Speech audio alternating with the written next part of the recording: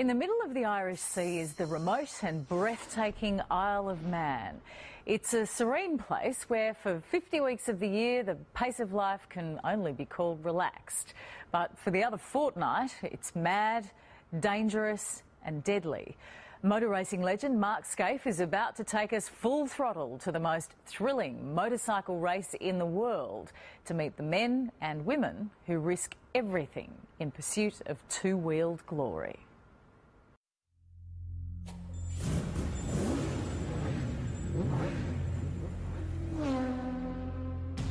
It is absolutely just beyond your wildest dreams to think that you could come here and race a motorcycle. The Isle of Man TT is like a religion.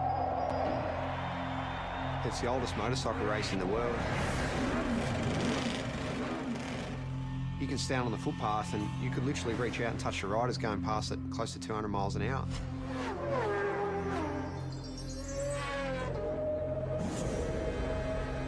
The houses are passing you so quick, sometimes it feels like you're inside a video game.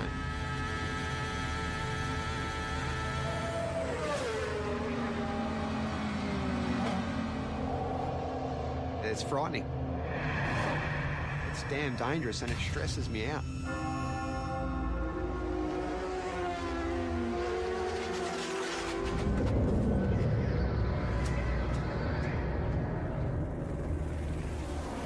Unless I'm very much mistaken, Mark, this is the greatest motorsport event in the world.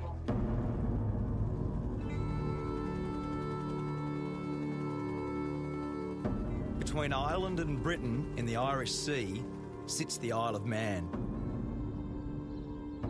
A sleepy tax haven for most of the year.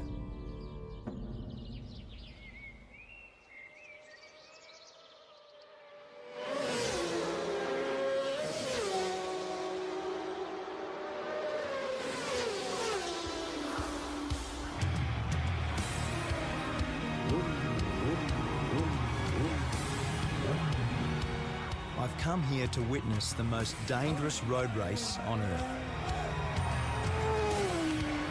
It's about 200 kilometres an hour, straight at the front here, absolute lunacy. I want to find out what drives these riders to test themselves and their machines in a brutal event called the TT, the Tourist Trophy. There's a lot to get right and a lot that can go wrong, so it is part sprint race, part endurance race, and it's a time trial, so it's so unique. Peter Brock used to say that great racetracks have got consequences. The Isle of Man TT is the ultimate road course. It's the fastest, wildest and most dangerous racetrack I've ever seen. And for the riders that compete here, there is absolutely no room for error.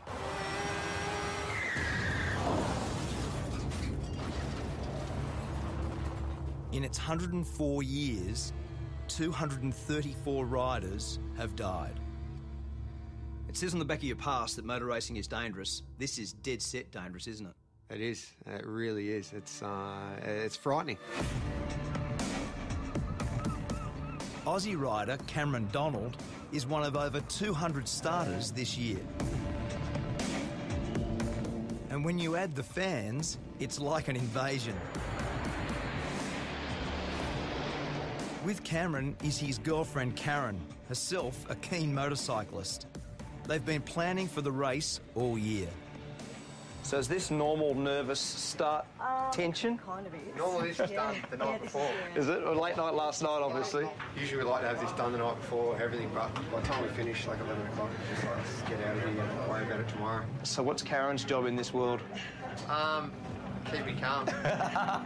We were born without time, nameless in the arms. Cameron grew up in Warrandyte in Victoria. It was his dad, Ken, who introduced him to the thrill of the two-wheeler. Lots of bike photos, not many other ones. No, It consumed a fair bit of time, didn't it? It did. It took up a lot of time. From a young age, Cameron began winning and winning.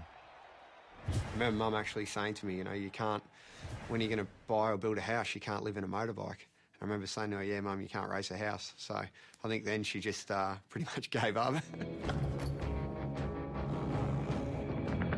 The TT is held over a fortnight. 1 week for practice, 1 week for racing, 7 races in all. And in between, the public can go flat out, no speed limit on the Island Road course. Everyone that races here knows the dangers and they accept them and they do their best to ride accordingly. But I think it's sad in this world that we're all so wrapped in cotton wool these days and there's so few opportunities to do anything dangerous. For Cameron, a plumber when he's not racing, there's no event bigger than this. Riders set off at 10-second intervals. It's all about the fastest lap of the island, and that's what makes it so pure and so dangerous. You sit on the start line, you're looking down that first hill and because it's not a mass start, you're sitting there getting waved off one at a time. The pressure on you, everyone's looking at you and it's a rush I've never had out of any other race.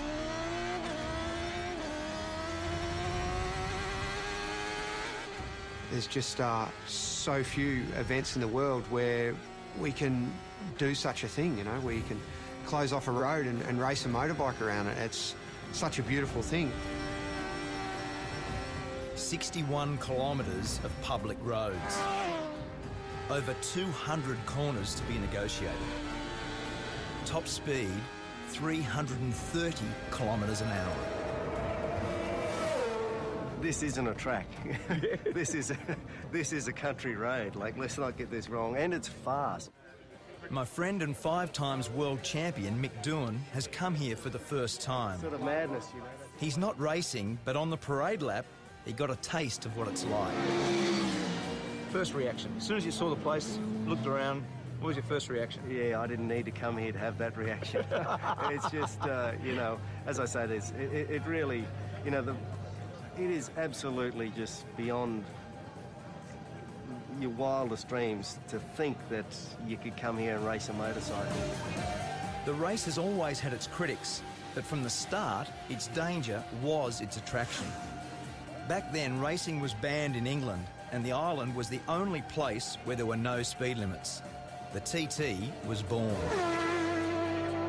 The voice of motorsport, Murray Walker. You've got a great history here, haven't you? You've been how many years? First of all, let me say it's great to see a great Australian at a great race. Thanks. To answer your question, Mark, I first came here in 1925. I was born in 1923. My father won here.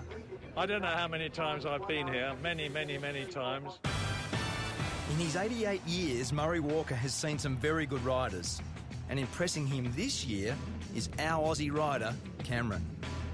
He's got a good bike, he's got some good backing, and he's still got the most important race of the week to come. So maybe, hopefully, he'll get it done. Each time Cameron sets out is an exercise in courage.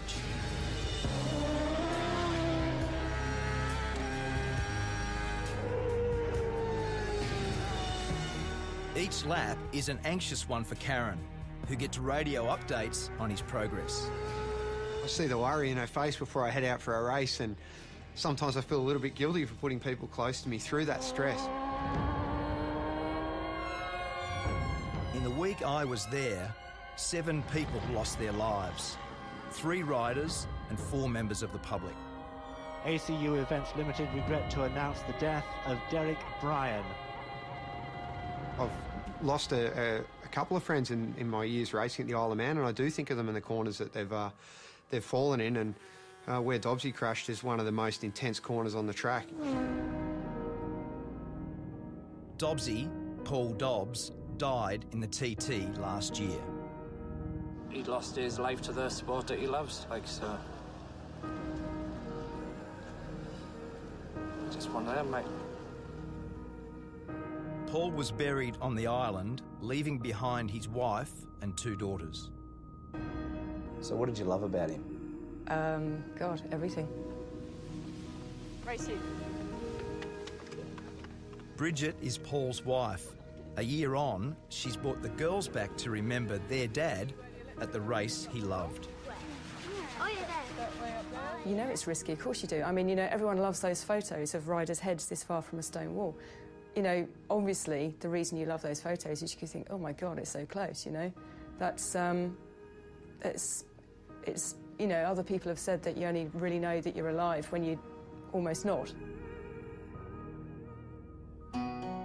Some are just plain lucky to survive, like Connor Cummins. I can actually see, you know, where it's all gone wrong. I've disappeared over the side, and the way I look at it, that's where, you know, the injury started to happen, and it's sort of, it does get to you a little bit. We'll just get on with life. The world ain't gonna stop for me. Has your opinion of the TT changed based on what's happened? No? No. Do you think it should be banned? You can't possibly ban it. I mean, I don't know if you could ban it if you tried. It's like a monster, you know. It's bigger than the rest of us. Riders don't come here for the prize money. There's hardly any. The TT is simply about the glory of being the fastest. And for Cameron, it was a glorious week. In his chosen race, the Superbikes, he was just pipped for first.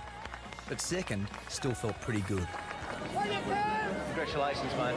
Well done. Really good, huh? When will you settle down and stop doing this?